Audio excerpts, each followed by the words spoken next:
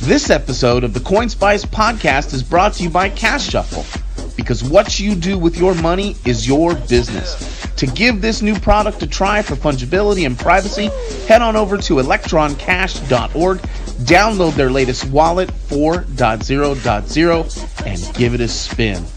CashShuffle.com for more information, because what you do with your money is your business.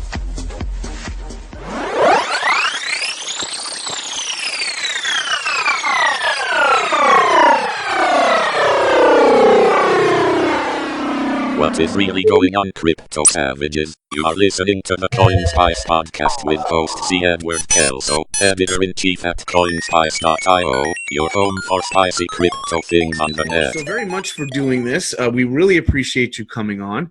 And, let's sort of, I guess, start from the beginning. You're a professor out at NYU, right? In media, culture, and communication. So it's not, I guess, immediately clear as to how an NYU professor in the media side, culture and communication, would find something like cryptocurrency. So before we get into the particulars of the book itself, how did you sort of stumble upon this idea? Well, there's actually, I know everyone says this kind of thing, but I think there's actually kind of an interesting story behind this. I was originally trained as a historian of technology. And I kind of moved laterally over into media studies because a lot of the technology that I was interested in was digital technology and the development of computing systems, and the development of the internet and things like that. And as it turned out, thinking of those as media was a great way to be able to study them and work on them and think about how they evolved and what they mean. But from the very earliest days in my own training, when I was going through like a doctoral program, I was working on some, disastrous dissertation projects that never went anywhere. But one thread that ran through them was that I was really interested in doing the histories of technologies that we don't even necessarily notice or don't think about. Like I had this long time obsession with knots, like knotting things is like one of the most primeval human technological activities. And it enables so many other things, but it's largely invisible to us. And one of the things that fascinated me in knots as a technology was how they were used as mechanisms to track things like debt and credit and systems of property. And and every technology that I would sort of stumble across that I was working on over the course of years and years, that all touched in one way or another on media, that could all somehow be used to store information or transmit information. There was usually someone somewhere in some context who had tried to figure out how to either use those as money or use them as a ledger system for money. So in the back of my mind, there was always this kind of sense of like, I really want to write about money at some point, because like money is such a fascinating technology and it's such a fascinating medium, like both in the kind of strict econ medium of exchange sense, but also in the more general sense of something that carries a huge amount of information and enables a whole lot of different kinds of information exchange across time and space. So I knew there was like something there, and I could never find quite the right hook for it. And I had also, and this is kind of just the other more personal part of it, I was born and raised in the Bay Area. And I was a very kind of starry-eyed, utopian kid as the sort of very early days of Usenet and the internet and so on were taking place around me. And I remembered as I was, kind of getting a little bit older, like that there had been all this talk about how we were going to have these new forms of commerce. But not just new forms of commerce in the sense of Amazon, we were going to have new forms of currency that would enable things like microtransactions and the ability to sort of freely engage in person-to-person commerce across national boundaries, around the planet, across different currency regimes. And I always had this kind of nagging feeling of like, whatever happened to all of those projects? So then when we cut to like 2008, 2009, because I've been doing a lot of work related to cryptography and the history of digital cryptography, I'm also kind of on the edges of those mailing lists where people are sort of kicking the original Nakamoto paper around. And I just remember kind of having this moment of being like, yes, here it is. Like not just in the sense of like being excited about Bitcoin as such, although I was really fascinated by it, but also like, here's the hook, finally I have like the framework, the story where I can tie together like all of these sort of like utopian projects of the 1980s and 90s with the present day, with this like deeper history of looking at money as a medium and money as a technology. And then I spent the last 8 years or so kind of off and on trying to figure out how to weave all that together.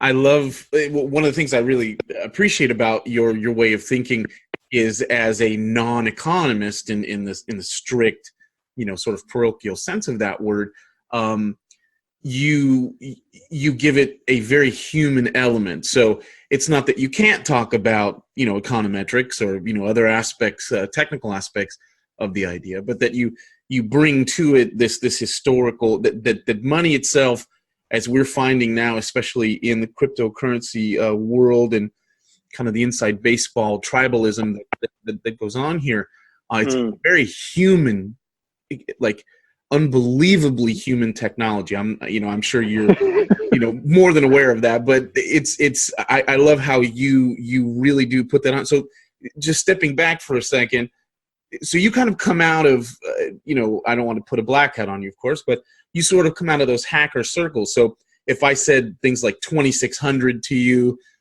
you wouldn't be like, what? And if I said hope to you, right, you'd understand what I was talking about, right? Yeah. I've taken naps on those incredibly grody carpeted floors at the hotel where the event happens. So you've actually, I'm being coy here because we talked about it a little bit, and that's I think why I first discovered you. But you've actually given talks at Hackers on Planet Earth and so on, right? Yes, yeah, and that was such an enormous help to me, and it's something that I still often kind of think about as a good starting point for like maybe some kind of interesting ways to talk about what we talk about when we talk about cryptocurrencies, like to kind of frame that conversation in a way that also goes back to what you were saying about looking at money as a human thing, as a human project. Because someone who became a tremendous kind of guide for me was Hyman Minsky, who's a great monetary economist, and he at one point in his kind of very definitive guide to like how to study monetary economics, he says like anyone can create money. The challenge is getting anyone else to accept it. And we talk about, and I don't mean this to sound like a classic kind of like freshman dorm stoner thing where it's like money doesn't have any real value, but rather that it's actually really fruitful to it's all just look at a dream. It's a simulation. Yeah, exactly.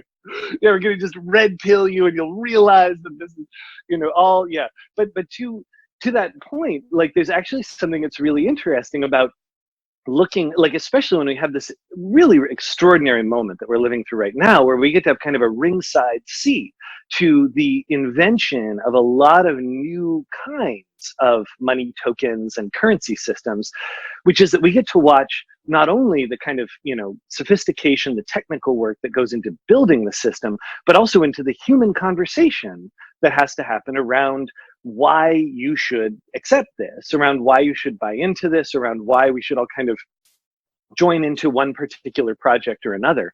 And another venue where that kind of conversation happens in a really interesting way is hacking. And like hacking in the, sort of larger open source and free software sense, as well as in the kind of, exploits and security flaws sense, right? Where exactly. Part of what makes open source work is like all of those human conversations about like, sure, we can build X, we can build Y. Why should we all try to build Y instead of X? Because if we end up splitting in half, it's going to be a mess. There's a million projects out there Right. with one poor committer on Git. So yeah. So how do we kind of create that that sense of mission, of vision, of, I mean, even if I can put it this way, of utopia, of like a bigger thing to work towards that will provide the incentive for people to start to kind of buy into, getting back to money, this particular platform of value.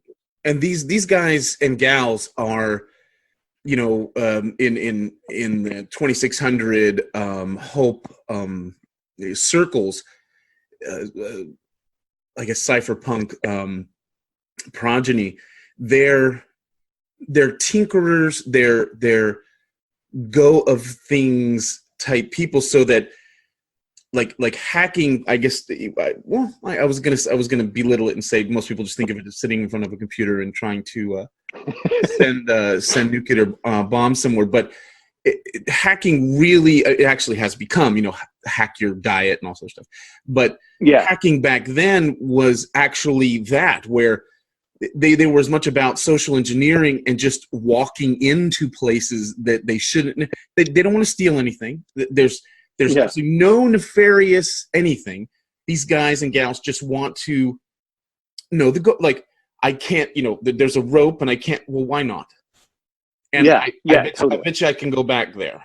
And just the knowledge, there was, I remember these times, and it still exists, and this culture that we're talking about presently is certainly an outgrowth of that. But I remember it not being so specified that it was this, I want to know the go of everything, right? Yeah.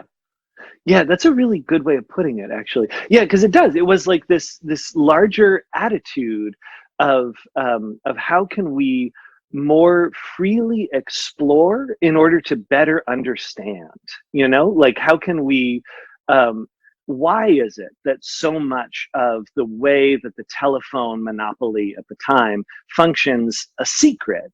Not because we want to, you know, as it kind of subsequently developed this bad reputation for, as you say, like, you know, remote activating nuclear weapons, or, you know, like prank, you know, doing some kind of next level prank calling or whatever. But literally from the outset, like, how can we better like work our way through this enormous, amazing machine so that we can understand it, so that we can appreciate how this works, and getting rid of the gatekeepers, or going around gatekeepers, right?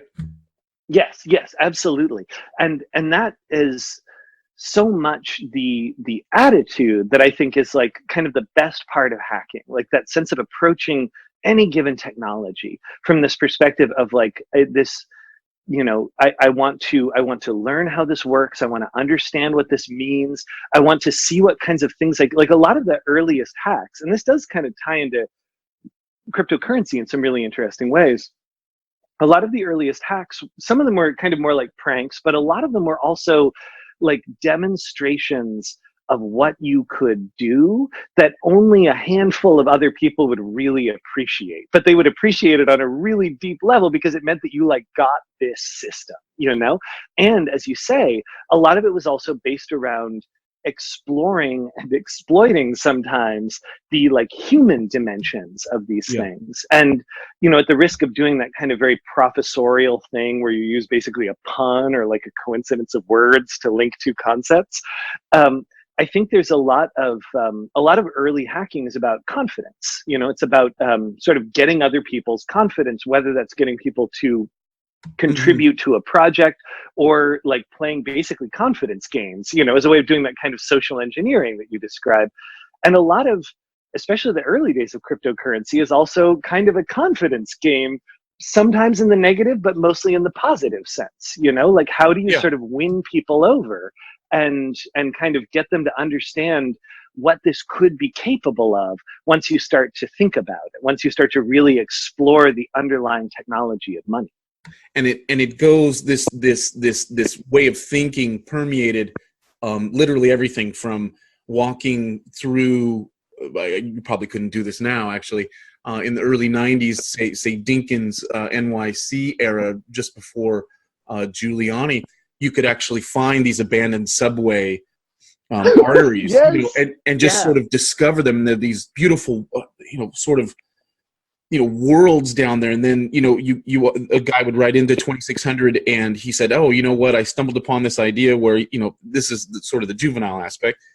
He was taking the old Scantron test, you know, where you would use the number 2 pen and you bubble in, and he would take chapstick and he mistakenly put it against that that reader element, and then when the professor or the teacher went to scan it, it would mark them all correct.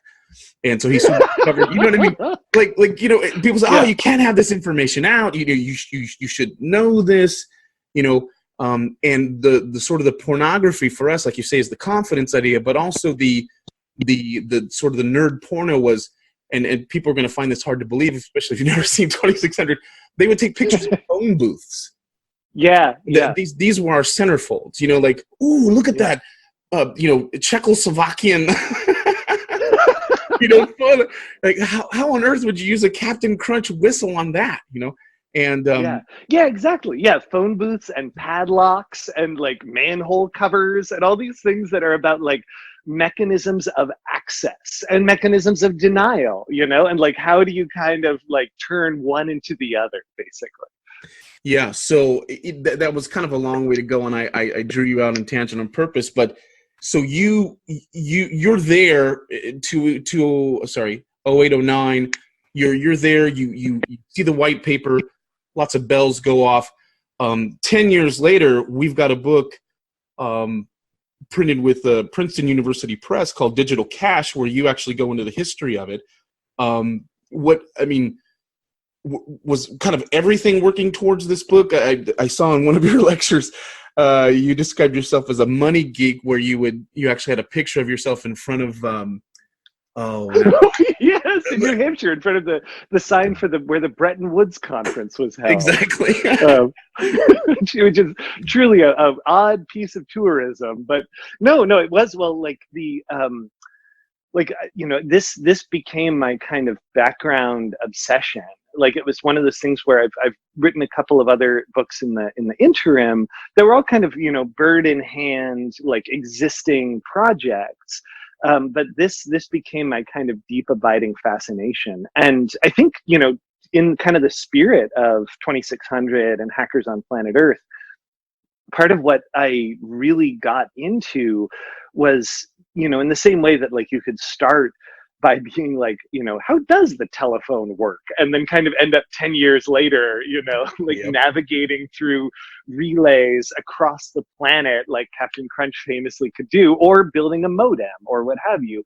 I started out with just this kind of real interest in like, what unite, like how does this cryptocurrency thing unite with the previous ways that people have used technology to transact. They've used like kind of different forms of payment, storage, etc., around money, and that kind of slowly morphed into just like a like learning more and more about it and becoming fascinated with the history of central banking and the history of how currency itself is protected, right? Like all of the amazingly weird tech that has to go into securing paper notes, like all of that work and the kind of secretive network of companies that are in this space, the history of counterfeiting, cultures around like coinage and how you make coins.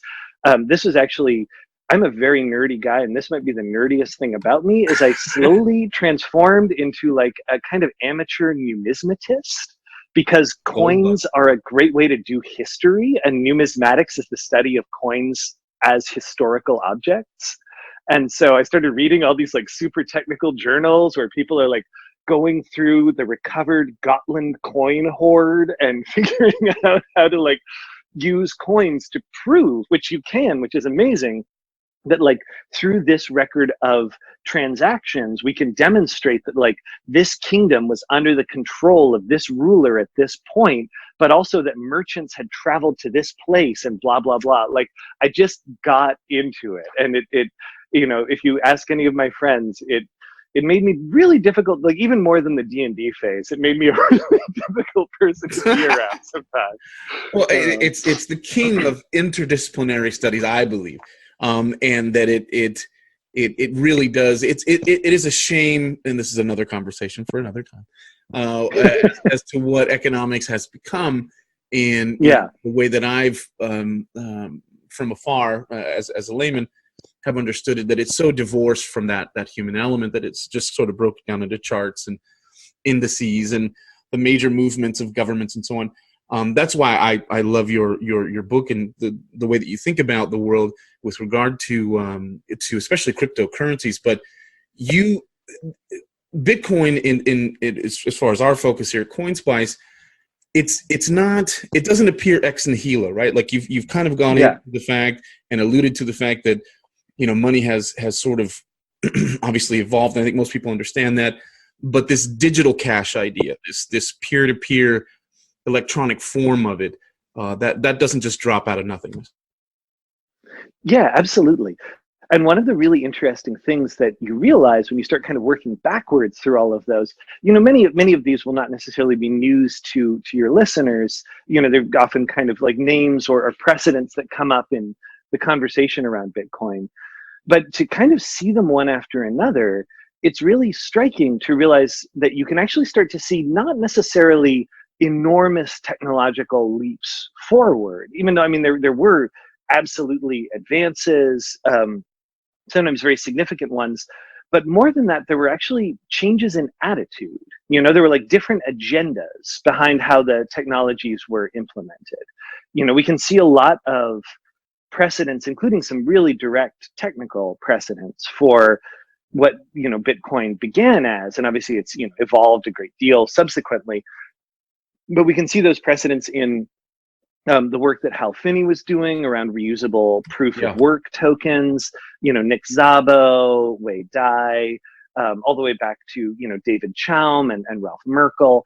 But with each of those, we see like a different approach to the idea of what money is, and therefore how the system should be designed to produce that, right? So like, David Chaum is this really fascinating person, and I go into his work a lot in the book, but he's the guy who coins the term and the concept of digital cash, and he has a company that really almost introduced a really sort of extraordinarily fleshed out version of these ideas for a censorship resistant anonymous digital currency, except that for Chaum, all of the mechanisms that he designs are based around the idea that you are, as it were, withdrawing an existing territorial currency, like US dollars, just as you would from an ATM, except you're withdrawing them in digital form rather than cash form.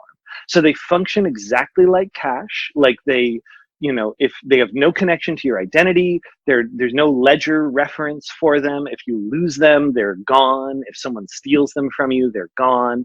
And there's no record of the transaction between yourself and the merchant. Like you pay them just as you would cash in hand, and the money verifies itself, and there's no recourse to your identity. And a lot of those elements should really ring bells for us in the cryptocurrency world now, except that for Chaum, the goal of this was never to create a new currency. It was simply to provide a digital framework for transactions in existing currency. And so when you look at something like that, you can kind of see how he's using a lot of similar technologies, but he's using them for a completely different approach than the idea of something like Bitcoin, where the transaction system is also its own bank and produces its own unique currency. Yeah, and so he missed it, depending on how you look at it, but he either missed it by a country mile or he was just so close. And yes, yeah. I'm kind of in the so close side of things. I feel like he actually has these amazing remarks where he gave congressional testimony about the sort of need to develop these new systems, and along with talking about stuff that I think feels really prescient now. He talks about the threats to censorship or the threats of censorship that can be imposed through being able to block people from being able to engage in certain kinds of transactions, and the temptation that having electronic ledger money is going to create for powerful institutions by being able to do things like learn stuff about people through their transaction metadata, and being able to exploit know your customer requirements to block. Well, we can, all of the examples of this should spring immediately to mind. There's a million versions of it, but he was so well aware of it. But he also warned, in the 90s, that if we don't get electronic currencies established in a way that meets certain fundamental requirements like anonymity, like censorship resistance, then the network is going to route around existing currencies and create their own. And he really predicts a lot of the different things that end up kind of coming into play. So I think he was a guy who was like really, really, really close to what it was going to become. But part of the challenge, getting back to talking about hackers and confidence and so on, part of the challenge that he faced was that, as he put it, like he was asking society to engage in a major fundamental change. Like there just wasn't, as it were, like enough buy-in. He was just so early, you know, like there wasn't enough buy-in even to the idea of the internet, you know, much less like the kind of sophistication that we saw develop in the next 30 years around like engaging in online transactions and buying and selling data of all different kinds. Like he was kind of inventing all of that stuff himself. So one of the questions that really raises for me is like, how do we think about how the context of digital cash has changed? And what can that maybe tell us about things like where Bitcoin came from, but also where it might be going next? And, you know, it's something that I wanted to talk about anyway, but I think when I hear about him going to Congress, and the way I'm going to characterize it is probably very, very unfair, but asking for permission and here's what we need to do, you know, sort of in the ultimate sense. In a way, I'm glad Congress and government did what it's best at, which is ignore reality. and so the anarchists, which again is a very broad brush, I think right now there is an attempt in 2019, because there's so much institutional money coming into crypto, either directly through speculation with regard to derivatives and futures markets, to giant. I mean, ICE, for goodness sakes, is backing is bringing on back fairly soon. Talk of ETFs and so on. And I've seen the discussion just in the last 10 years go from this peer-to-peer digital cash medium of exchange, be your own bank talk, to now I cannot wait until, you know, Wall Street comes in and dumps all this. It's such a change. Yeah. There's an attempt to divorce Bitcoin from its very anarchic roots. And what it's in the first part of your subtitle, The Unknown History of the Anarchist, and you go on, I really appreciate you putting them there. And I'm not sure if that was just alphabetical or it just sounded better. But what kind of role then, if I'm not skipping too far or too, you know, jumping around too much, what kind of role do anarchists play in its development, and are they critical, important, or do you find them kind of goofy? And no, they're hugely important. You know, I mean, I have my disagreements with them, of course, as they did, you know, among themselves. Like the joke, which I experienced firsthand, you know, that any gathering of, you know, anarchists, libertarians, etc., is going to have N+1 versions of, you know, their beliefs. It's always going to be like, you know, whenever you think you have identified all of the different subcategories, there's always like another page on the wiki for a new version of something. And that was absolutely true of that, you know, even in the kind of relatively early days. But I mean, for me, one of the things that is most interesting as a historian is that when we look at how something like Bitcoin came into being, we can actually see a real clash of ideas at work, you know, as well. Like it's one thing to like, which, you know, I really enjoy, because it's one thing to kind of look at like the history of money in the 20th century, a lot of which is the history of, you know, territorial currencies, geopolitics, and central banking, which is tremendously important and fascinating in a sense, but also can lack a certain fire, you know. It's a general consensus about how these things should be run and the mechanisms by which they should be run and blah, blah, blah. And this is a space where you can see people really articulately going at it hammer and tongs, not just about, anarchism versus socialism versus libertarianism versus status quo, but actually about within those different areas, like what is the set of ideas that's best suited to being developed in these new technologies. And like that's in some ways a really rare, precious opportunity to see that, kind of to be so close to the forge, at the moment where people are bringing their deeply held, passionate beliefs and very, kind of thought through theories of society and history and the future, and then saying, how can we build a kind of money that will bear these out? And the ways that, and again, not to tread on any toes necessarily, but the ways in which a lot of contemporary crypto it's like watching, it's like watching someone who's like, trying to really go straight, like they come from some really nuts family of, really unusual people, bohemians and artists and radicals and renegades, and then just trying to be like, let's nobody talk about Uncle Tim May, let's just pretend that didn't happen. And let's all kind of, we're all about like trying to really find a way to create like really reliable settlement mechanisms for your interbank finance needs. It's kind of strange because there's like, we put anarchists first because they came first in the story, but now all of that is now being like kind of papered over a little bit.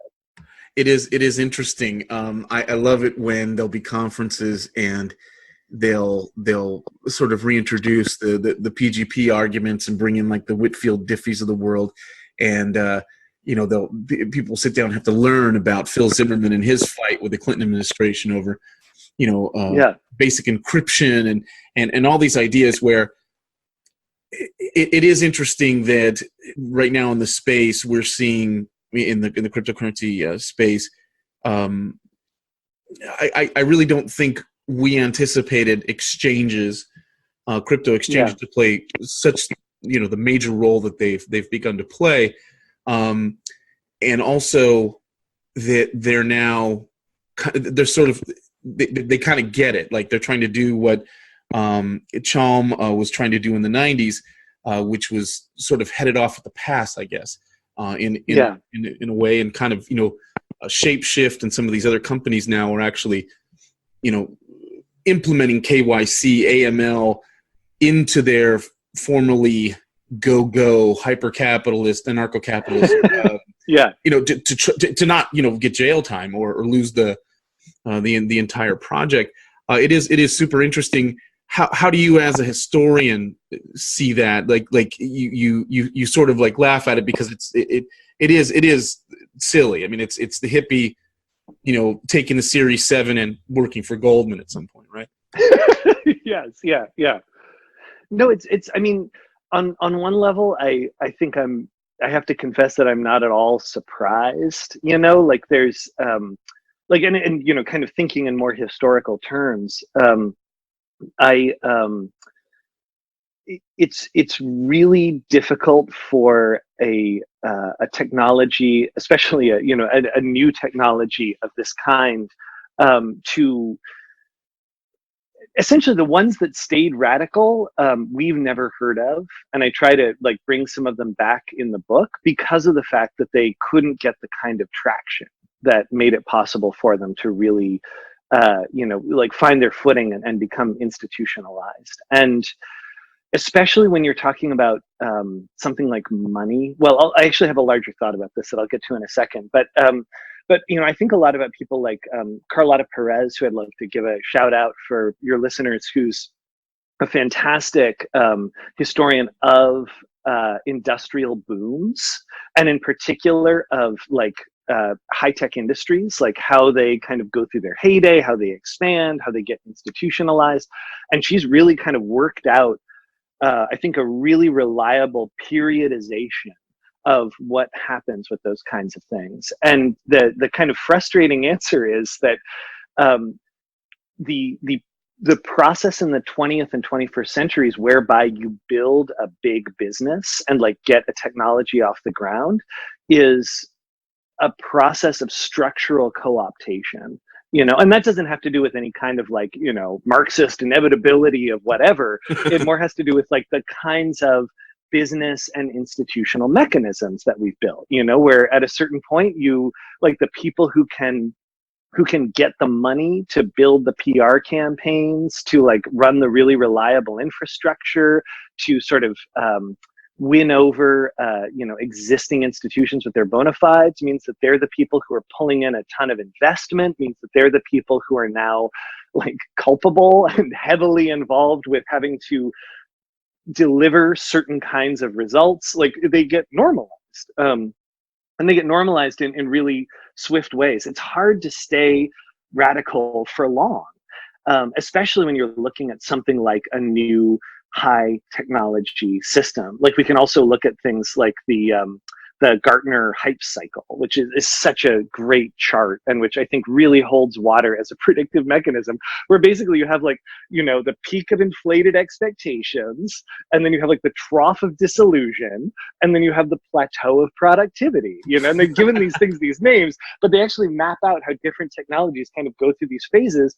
And the sad fact is the plateau of productivity is usually a pretty boring place. And it's also a very disappointing one in terms of how things get sort of brought in and institutionalized. However, in the long term, one of the things that's really interesting to me about things like Bitcoin and other cryptocurrencies is that the era of the territorial currency, right? Like the kind of classic, when I say classic, I actually mean recent, but the mechanism by which that we're all pretty used to, right? Like nations print currencies, like they operate in floating markets of exchange against each other. Right. And we kind of transact across them. And once in a while, some kind of major new thing happens, like the Euro block or what have you. That's a pretty recent development. In terms of like long-term human history, that's like shockingly recent, actually. It's something that really comes together and fits and starts only in, the last, like it's less than 200 years old. And it's really interesting to look at cryptocurrencies in the long run as being things that are, going through this phase right now, this somewhat disillusioning phase of being so swiftly kind of incorporated into existing mechanisms in ways that don't seem to be taking full advantage of their capabilities. But in the longer term, like I think it's more than possible. In fact, I think it's fairly likely that the period of territorial currency as we knew it is an interlude, and it's an interlude between the much longer term history of money and finance, which is a history of a variety of different kinds of money all interacting together. And I'd be happy to go into way more detail about that. But it's to say that when we look at the really society-changing effects of cryptocurrencies, we need to remember that if these things really work as monetary technologies, we need to think about them over the much longer term. And I think they will have some very radical effects, but they're not going to have them in that kind of revolutionary short cycle that I think a lot of us were feeling in 2008, 2009, 2010, when it's the middle of the global financial crisis, like, yeah. And WikiLeaks is happening. And everyone is kind of in that moment of like, oh my God, all the pieces have aligned. This is the opening to a new order of things. And that it didn't kind of pan out that way, but that doesn't mean that it's not having a longer, slower term effect and creating systems that are ready for adoption when we get ready to move out of the phase of currency regimes that we're in now. And it's funny how prescient your comments are, because obviously there's a trade war with China going on presently, and lots of talk about the yuan and its notorious manipulation schemes. And it's funny to hear the U.S. talk about that as if they don't U.S. currency. Yeah. But I always laugh under my breath when I see it. But point taken. We just printed something about this on CoinSpice, or published rather. the Malaysian head of state, whose name escapes me right now, the oldest executive in chief. Geez, I'm losing it here. The oldest, I guess, sort of head politician in the world, 93 years old. He was sort of lamenting the East Asian trade as being so easily manipulatable in the sense that you're speaking of, because all these currencies float on exchanges and guys like, well, he named George Soros, but that's an easy foil. There are obviously, people who want to, and institutions that want to game them. And so he suggested, going back to gold, not as a domestic, backing or, one-to-one or pegging, but for a trading bloc within East Asia, so as to prevent sort of smaller economies like Malaysia as being gamed by these guys. So I find that super interesting that you're saying that it kind of comes back, and we're going from these sectarian, nation state currencies maybe back to something a little bit more global. Do you have any thoughts on, we're here at CoinSpice, we're partisan to the cash side. So we like Bitcoin Cash as opposed to, say, Bitcoin, which is known as ticker symbol BTC, and it's become sort of this, as far as their enthusiasts are concerned, digital gold and a store of value. We're more interested in the medium of exchange. Do you have any thoughts on the viability of something like a Bitcoin Cash or something else that that its whole modus operandi is to be a sort of world currency, like the hopes for that, or are you saying something kind of completely different? No, I'm thinking actually very much along those lines. I think the thing that is really, that I think if there are kind of useful lessons from history in this regard, I think it's that there's never one is the thing. Like the idea of like a true kind of global currency, aside from a handful of things like precious metals being a classic example, prior to the reign of the territorial currency, we see a proliferation of different kinds of mechanisms, all of which sort of coexist with each other in different ways. So you have like actual coins, you have different kinds of specie, but those are actually way, way rarer than, I feel like I kind of have I was really surprised myself when I started reading back into this history in real depth, because I had what I think of as kind of like the D&D effect, which is the assumption that like everyone had just like bags of gold coins, with them, or like they're all kind of exchanging with coins and making change. But like coinage, it turns up in a lot of different contexts, obviously, in lots of different kinds of volumes. But if you were someone who was moving serious money around, then you would do that through things like tally sticks, or bills of exchange, letters of credit, all of these different mechanisms, most of which relied on the idea that they were representations of value that you could transact, that maybe can almost kind of ring some bells for us when we think about things like smart contracts now. But they had relationships to things like big major merchant families, particular cities, institutions, even individuals. And then you had like lots of exchanges in, kind of junk coinage, basically. But then you also had like many kind of smaller communities where people knew each other, could run almost entirely on basically like interpersonal debt networks and like kind of kinship relationships and things like that, which were very rigorous and very kind of carefully thought out. They weren't sort of, haphazard IOUs at all.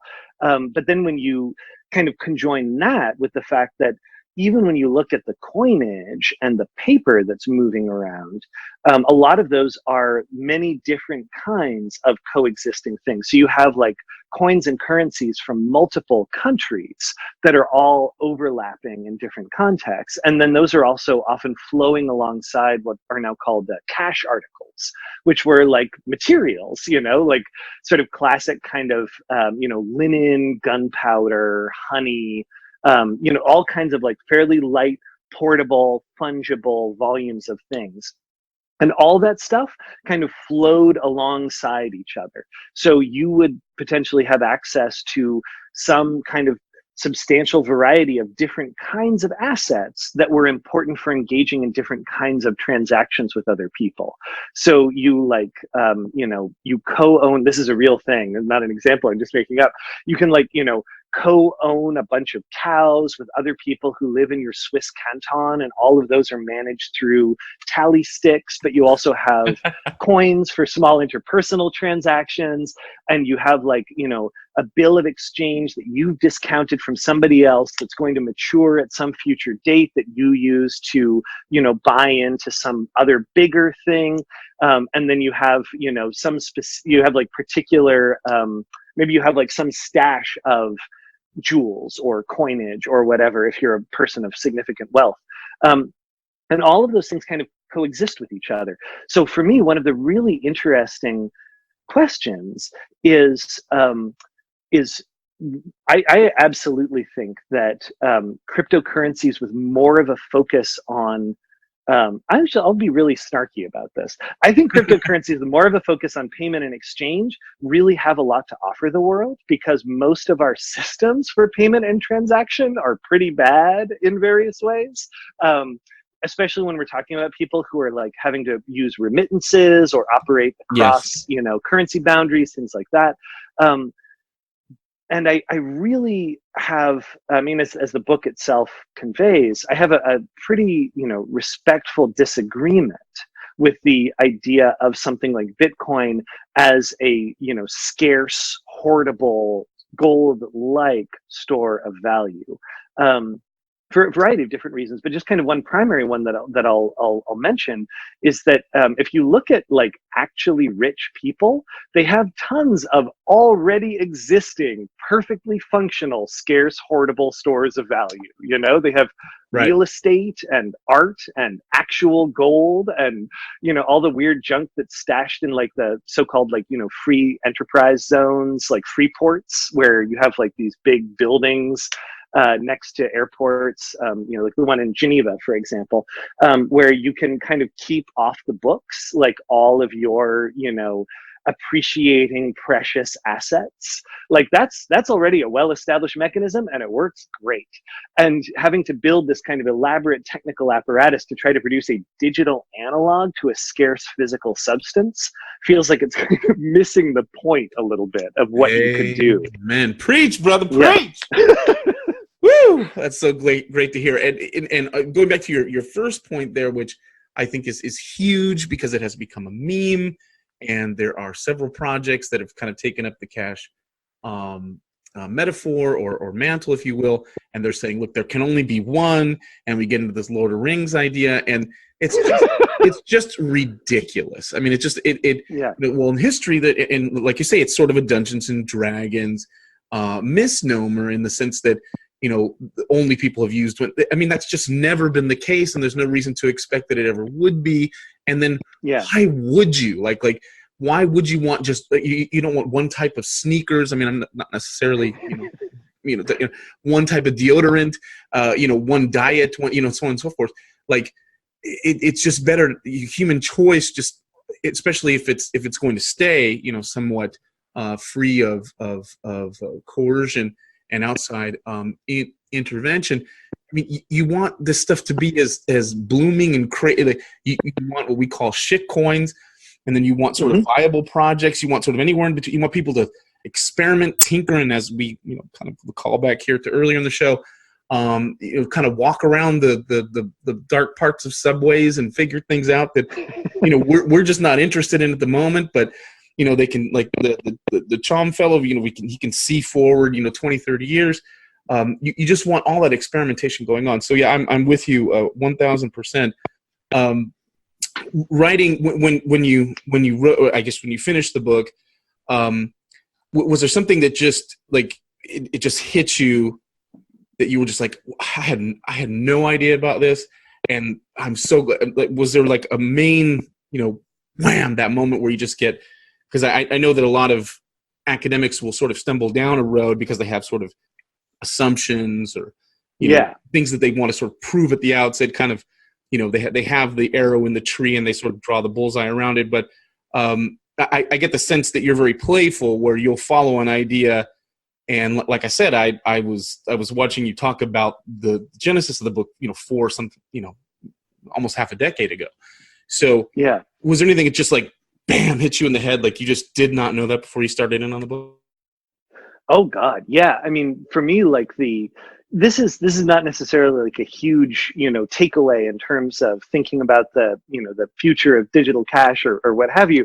But for me, the thing that I like was not anticipating and that I just kind of fell in love with as a research subject was the extropian movement, who were so much a part of this history and who get so seldom talked about and who were so far out and so kind of like visionary does not even begin to describe the scale at which they were thinking, right? So this was this kind of fairly small community of like philosophically committed techno utopians in the 80s and 90s.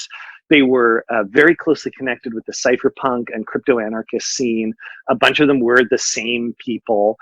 They were also like amazingly, like very, very tightly interwoven with the entire early community around Bitcoin. Like almost everyone who turns up in the very early days of Bitcoin is also someone who's in the extropian world. Most notably, for example, like Hal Finney, like the second recipient of the second Bitcoin transaction, right. and Nakamoto's interlocutor, and really, really interesting dude. And for the extropians, and this maybe gets back to some of the questions of like what like thinking about the longer term futures of these technologies. For the extropians, the agenda that they brought to building their version of digital cash was the one that just knocked my socks off, because what they wanted digital cash for wasn't just privacy, wasn't just censorship resistance, wasn't just like ease of transaction or things like along those lines.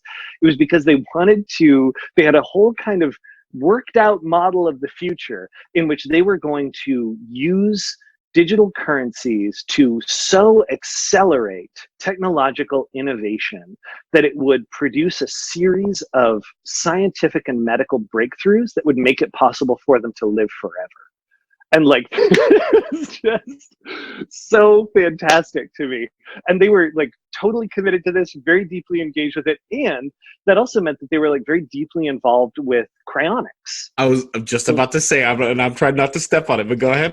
Yeah, no, because they because they actually faced a really amazing and very painful kind of historical circumstance, which is, what if that we are on the verge of these incredible transformations, and your intelligence can be embedded in a cyborg squid flying through space for 1,000 years, unless you die first, and it's about to happen, but death's going to take you away from it. Well, then you have yourself frozen so you can be brought back. And in fact, some of the earliest like kind of fun side experiments with ideas of what digital cash could be were based on trying to develop certain kinds of asset classes that you could carry forward with you to your like posthumous resurrection. That's right. Yeah, and it's really like, and that just, it delighted me for two reasons. I mean, one was that, like, as I'm sure is immediately obvious from the perspective of someone who's writing a history of this stuff, it's like, thank God for these guys, because these people are so much fun to write about, and like so kind of interesting and vital and all over the place, but with a real fire in them. But then the other aspect of it is that they really also show like how big people were thinking about what digital cash could be. And you don't necessarily have to, buy into the full, man into Superman package to kind of think like how, as we're kind of going through this period now, whereas as you and I have been discussing, there's a real kind of rush to try to like institutionalize these technologies in these kind of very in these ways that will turn them into components within already existing mechanisms of doing things. Like, can we like what could we kind of like bring back from this history in terms of the higher order promise, like the potential for bigger transformations, for greater for greater utility, for being able to pull off more big things. Like, what could these technologies offer us from that kind of utopian space that might help kind of pull us more, again, in the direction of revolution? And that's a perfect, it's just a perfect place to sort of stop for a second, because, you know, I'm thinking, I just want to get people to download a damn wallet. Yeah. And say, hey, try to use this. You know, here, let's try to go back and forth and explain what a seed phrase is and so on. But you're absolutely right. Like, I think what animates a lot of the enthusiasts, at least at this stage, is that, you know, not necessarily cryogenics and, you know, living forever, but the idea that this has profound implications. So the book is Digital Cash: The Unknown History of the Anarchists, Utopians, and Technologists Who Created Cryptocurrency. I've been speaking with its author, Finn Brunton, professor at New York University, and the book is out now on Princeton University Press, available in bookstores everywhere, online, Amazon. Buy 2 copies in case you lose one. And you guys, bless you. That's wonderful. And I cannot thank you enough for coming on. I've learned so much just sitting, you know, and listening to you talk. Where can people find more of your work and kind of follow you? They can find me at finnb.net, which is since we were talking about old school hacker stuff, I kind of like just run my own webpage, and that's sort of it. I have like a weird newsletter where I like write research stories from time to time. But otherwise, yeah, people can find my other books there, links to buy Digital Cash, and can always bug me by email, my old school medium of choice. Well, again, thank you so much for coming on and for doing this, Professor Brunton, and best of luck, man. Thank you so much for having me. This was a blast.